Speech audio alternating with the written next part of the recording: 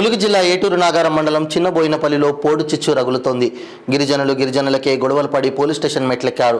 అసలు కథ ఏంటంటే, ఓ గిరిజనేతరుడు పోడు చేసుకున్న భూమిలో మరో గిరిజనుడు కూలికి వెళ్లి ట్రాక్టర్తో భూమిని చదును చేస్తుంటే స్థానిక గిరిజనులు దారికి పాల్పడిన ఘటన మండలంలోని చిన్నబోయినపల్లిలో చోటు చేసుకుంది.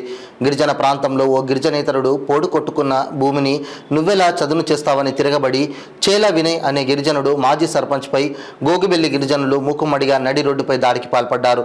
సమాచారం తెలుసుకున్న పోలీసులు ఘర్షణ జరుగుతున్న ప్రాంతానికి చేరుకొని ఇరు వర్గాలను చేరగొట్టే ప్రయత్నంలో పోలీసులను సైతం లెక్క చేయకపోవడంతో లాఠీచార్జ్ ప్రదర్శించడంతో చెదిరిపోయారు.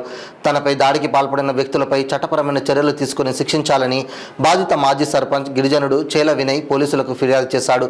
మంత్రి సీతక్క ఇలాకాలో పోడు భూముల కోసం గిరిజనుల మధ్య చిచ్చురేగడం ఎంతవరకు దారితీస్తుందోనని ఏజెన్సీ ప్రాంతవాసులు ముచ్చటించుకుంటున్నారు.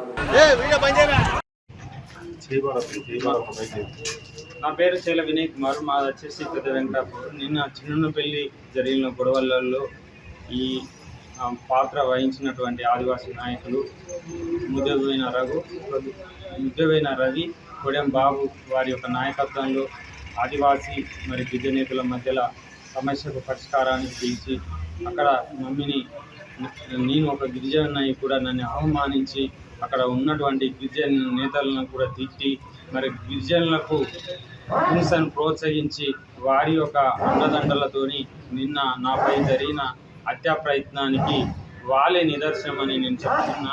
ఎందుకంటే 50 షెడ్యూలు 107 ఈ షెడ్యూల్ ప్రాంతాల్లో గిరిజనులే పూర్తి స్థాయి హక్కు టీసాని అమలు చేస్తాం. ఉన్నటువంటి ఏ ల్యాండ్స్ కానీ మేము దున్నేస్తాం. మీకు ఇక్కడ ఎలాంటి హక్కు లేదు, అవసరమైతే మేము ధర్నాలు చేస్తాం మీ ఇంటి ముంగటని వాళ్ళని గిరిజనేతలను హెచ్చరించడం జరిగింది. మరి ఇలాంటి సమాజం ఆదివాసీ నాయకులు మరి గ్రామాలలోకి వచ్చి హింసను ప్రోత్సహించి అక్కడ ఉన్న ఇష్యూ చిన్నదైతే దీన్ని పెద్దగా చేసి మరి ఈరోజు గిరిజనేతల మధ్య తగాదాలు మరి పెట్టినటువంటి విషయం. మరి ఇలాంటి విషయాలు ఎంతవరకు వాళ్ళు చేసింది కరెక్ట్ అని ఒకసారి తెలుసుకోవాల్సిన అవసరం ఉందని నేను విజ్ఞప్తి చేస్తూ ఈ యొక్క అవకాశం ఇచ్చినటువంటి 95 టీవీ వారికి నా యొక్క ధన్యవాదాలు.